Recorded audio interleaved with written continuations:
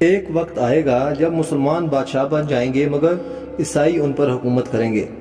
مسلمان اسی میں بدمست رہیں گے کہ ہم بادشاہ ہیں، آزاد ہیں، مگر وہ آزاد نہیں ہوں گے۔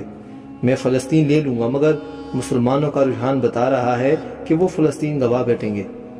عیسائیوں کی کھوپڑی بڑی تیز ہے، 50,000 سوڈانی لشکر کون پالتا رہا؟ ہماری خلافت اپنے آستین میں ناجی نام کا سام پلتی رہی ہے۔ میں پہلا امیر مصر ہوں جس نے دیکھا ہے کہ یہ لشکر ہمارے لیے نہ صرف بیکار ہے بلکہ خطرناک بھی ہے۔ اگر ناجی کا خط پکڑا نہ جاتا تو آج ہم سب اس لشکر کے ہاتھوں مارے جا چکے ہوتے یا اس کے قیدی ہوتے۔ اچانک ہلکا سا زناٹا سنائی دیا اور ایک تیر صلاح الدین ایوبی کے دونوں پاؤں کے درمیان ریت میں لگا۔ جدھر سے تیر آیا تھا اس طرف سلطان ایوبی کی پیٹھ تھی۔ سالاروں میں سے بھی کوئی ادھر نہیں دیکھ رہا تھا۔ سب نے بدب کر اس طرف دیکھا جدھر سے تیر آیا تھا۔ ادھر نکیلی چٹانیں تھیں۔ تینوں سالار اور صلاح الدین ایوبی دوڑ کر ایک ایسی چٹان کے اوٹ میں ہو گئے جو دیوار کی طرح عمودی تھی۔ انہیں توقع تھی کہ اور بھی تیر آئیں گے۔ تیروں کے سامنے میدان میں کھڑے رہنا کوئی بہادری نہیں تھی۔ شداد نے منہ میں انگلیاں رکھ کر زور سے سیٹی بجائی۔ محافظ دستہ دوڑ کر آیا۔ ان کے گھوڑے کے سر پر ٹاپ سنائی دی۔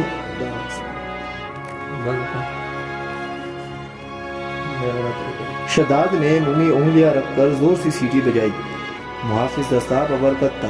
ان کے گھوڑوں کے سر پر ٹاپ سنائی دی۔ اس کے ساتھ ہی تینوں سالار اس طرف دوڑ پڑے جس طرف سے تیر آیا تھا۔ وہ بگڑ کر چٹانوں پر چڑھ گئے۔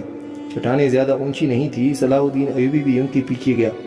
ایک سالار نے اسے دیکھ لیا اور کہا، سلطان آپ سامنے نہ آئے، مگر ایوبی رکا نہیں۔ محافظ پہنچ گئے۔ صلاح الدین ایوبی نے انہیں کہا، ہمارے گھوڑے یہی چھوڑ دو اور چٹانوں کے پیچھے جاؤ۔ ادھر سے ایک تیر آیا ہے، جو کوئی نظر آئے اسے پکڑ لو۔ سلطان ایوبی چٹان کے اوپر گیا تو اسے اونچی نیچی چٹانیں دور دور تک پھیلی ہوئی نظر آئی۔ وہ اپنے سالاروں کو ساتھ لیے پچھلی طرف اتر گیا اور ہر طرف گھوم پھر کر اور چٹانوں پر چڑھ کر دیکھا۔ کسی انسان کا نشان تک نظر نہ آیا۔ محافظ چٹانی علاقے کے اندر اوپر اور ادھر ادھر گھوڑے دوڑا رہے تھے۔ صلاح الدین ایوبی نیچے اتر کے وہاں گیا جہاں ریت میں تیر گڑا ہوا تھا۔ اس نے اپنے رفیقوں کو بلایا اور تیر پر ہاتھ مارا۔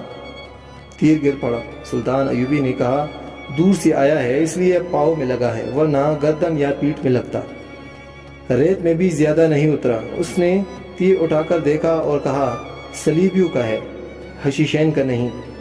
سلطان کی جان خطرے میں ہے، ایک سالار نے کہا، اور ہمیشہ خطرے میں رہے گی۔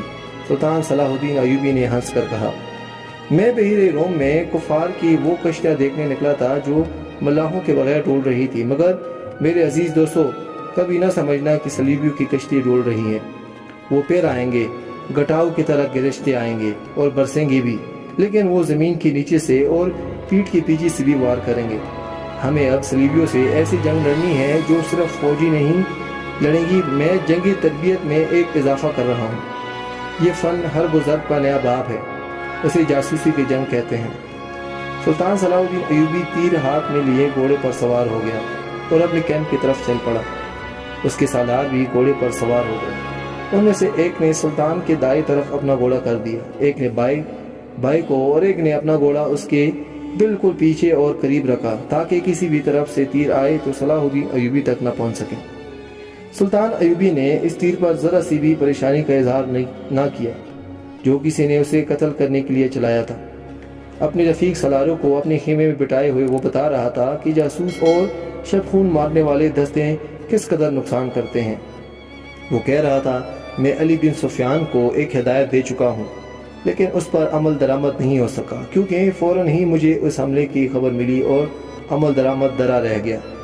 تم سب فوری طور پر یوں کرو کہ اپنے سپاہیوں اور ان کے عہدیداروں میں سے ایسے افراد منتخب کرو جو دماغی اور جسمانی لحاظ سے مضبوط اور صحت مند ہوں، باریک بین، دور اندیش، قوت فیصلہ رکھنے والے جانباز قسم کے آدمی چنو۔ میں نے علی کو ایسے آدمیوں کی جو صفات بتائی تھیں وہ سب سن لو۔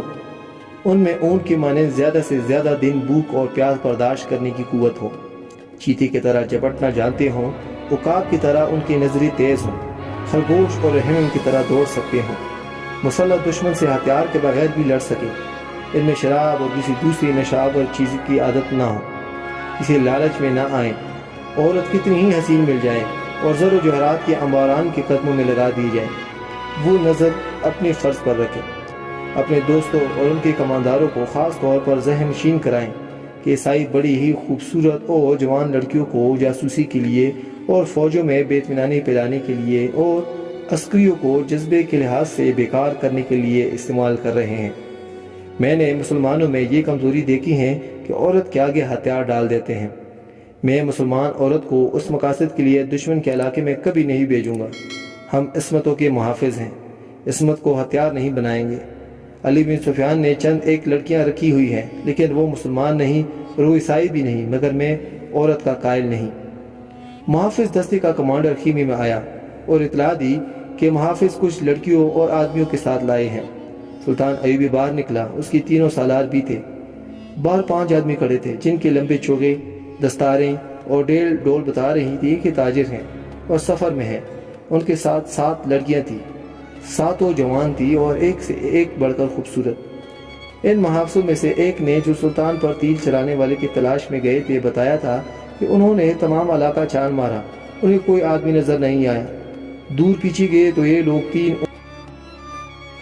اور سبق آموز ویڈیوز دیکھنا چاہتے ہیں تو ہمارے چینل کو سبسکرائب کریں اور بیل آئکن پر کلک کریں تاکہ ہماری ہر نئی آنے والی ویڈیو آپ کو بلا تاخیر ملتے رہیں۔